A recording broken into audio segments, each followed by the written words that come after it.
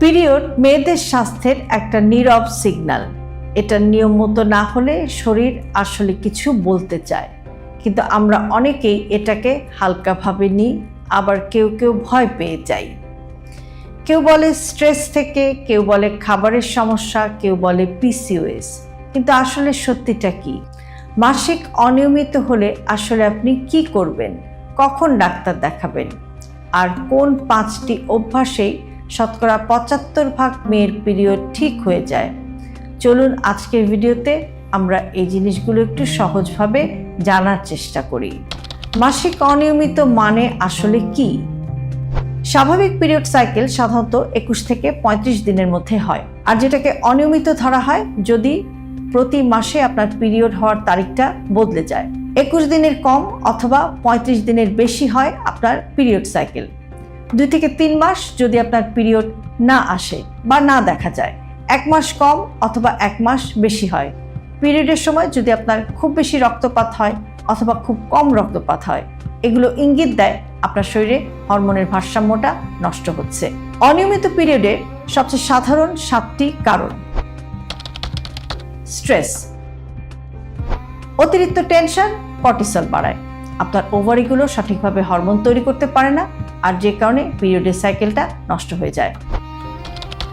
কম ঘুম হওয়া, 6 ঘন্টার কম ঘুম হরমোনের সিগন্যালকে নষ্ট করতে পারে। পলিসিস্টিক ওভারিয়ান সিনড্রোম, আজকের দিনে পিরিয়ড অনিয়মিত হওয়ার বা পিরিয়ডের সমস্যার একটি উল্লেখযোগ্য কারণ হচ্ছে পিসিওএস। এটা ইনসুলিনের সমস্যা তৈরি করে, যার ফলে হরমোনের সমস্যা তৈরি হয় এবং পিরিয়ডে অনিয়ম হয়। থাইরয়েডের সমস্যা, হাইপোথাইরয়েড বা হাইপারথাইরয়েড, যদি আপনার থাইরয়েড কম কাজ করে অথবা বেশি কাজ করে, দুটোতে কিন্তু পিরিয়ড নষ্ট হয়ে যেতে পারে বা পিরিয়ডের অনিয়ম হয়ে নানাবিধ সমস্যা তৈরি হতে পারে। দ্রুত ওজন বেড়ে যাওয়া বা দ্রুত ওজন কমা, ফ্যাট সেলগুলো হরমোনকে প্রভাবিত করে। অতিরিক্ত শরীরচর্চা বা কম খাওয়া, যারা অ্যাথলেট ফিমেল আছেন, অর্থাৎ যে সমস্ত মহিলারা অ্যাথলেটিক্সের সাথে জড়িত, অনেক সময় দেখা যায় যে অতিরিক্ত শরীরচর্চা প্লাস কম খাওয়া, এই দুটোর কারণে কিন্তু তাদের শরীরে ইস্ট্রোজেন কমে গিয়ে পিরিয়ড বন্ধ হয়ে যেতে পারে। জন্ম নিয়ন্ত্রণের বড়ি বা হরমোনাল পরিবর্তন, যারা কন্ট্রাসেপটিভ পিল খান তাদের ক্ষেত্রেও কিন্তু পিরিয়ড অনিয়ম হতে পারে। বিশেষ করে জন্ম নিয়ন্ত্রণের বড়ি বা কন্ট্রাসেপটিভ পিল বন্ধ করার পর 2 থেকে 3 মাস পর্যন্ত কিন্তু সাইকেল এলোমেলো হতে পারে। মাসিক অনিয়মিত হলে আপনি সঙ্গে সঙ্গে যে কাজটি করবেন, আপনার শেষ 3 মাসের পিরিয়ডকে ট্র্যাক করুন, তাহলে কেন পিরিয়ড অনিয়মিত হচ্ছে সেটা বোঝাটা সহজ হয়ে যাবে। প্রতি রাতে 7 থেকে 8 ঘন্টা ঘুমানোর চেষ্টা করুন।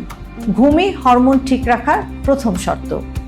ফাস্টফুড, চিনি এগুলো বেশি খাওয়ার অভ্যাস থাকলে সেগুলো কমান, কেননা এটা রক্তে ইনসুলিনকে বাড়িয়ে দেয়, আর ইনসুলিন বাড়লে পিরিয়ড নষ্ট হবেই। হাঁটা প্লাস হালকা ব্যায়াম, ব্যায়াম হরমোনকে ব্যালেন্স করে, স্ট্রেস কমায়। Iron plus vitamin D plus omega 3, এই 3টি পুষ্টির ঘাটতি পিরিয়ড অনিয়মের একটি বড় কারণ হতে পারে। কোন খাবারগুলো পিরিয়ড ঠিক করতে সবচেয়ে বেশি সাহায্য করে? ডিম, ডিম হরমোনকে ব্যালেন্সে রাখে।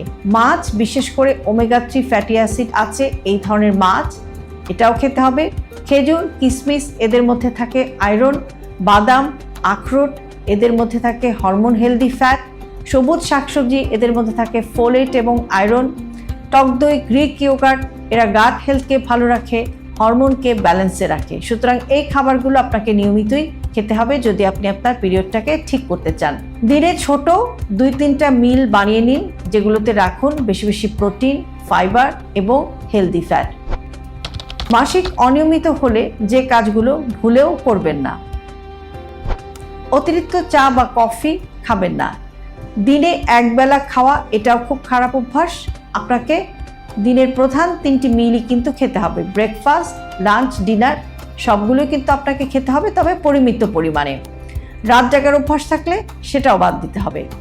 আর নিজে নিজে কখনোই হরমোনের ওষুধ খাবেন না। যে কোনো হরমোনের ওষুধ খাওয়ার আগে অবশ্যই আপনি আপনার ডাক্তারের সাথে পরামর্শ করে নেবেন। দীর্ঘক্ষণ না খেয়ে থাকার অভ্যাস থাকলে সেটাও কিন্তু আপনাকে বাদ দিতে হবে। অতিরিক্ত ব্যায়াম করার অভ্যাস থাকলে সেটাও বাদ দিতে হবে। পরিমিত ব্যায়াম করতে হবে, কারণ অতিরিক্ত ব্যায়াম আপনার শরীরকে দুর্বল করে ফেলতে পারে এবং পিরিয়ডে অনিয়ম করতে পারে। আর এই যে অভ্যাসগুলোর কথা বললাম, এগুলো কিন্তু আপনার হরমোনকে নষ্টও করে দিতে পারে। এবার আসি যে কখন আপনি ডাক্তারের শরণাপন্ন হবেন।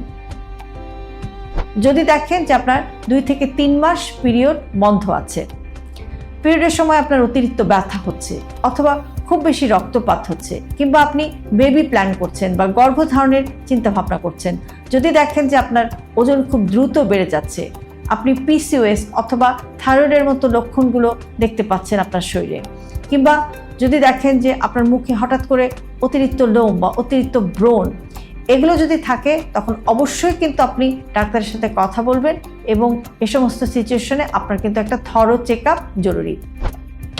মাসিক নিয়মিত করার 5টি বৈজ্ঞানিক শক্তিশালী রুটিন।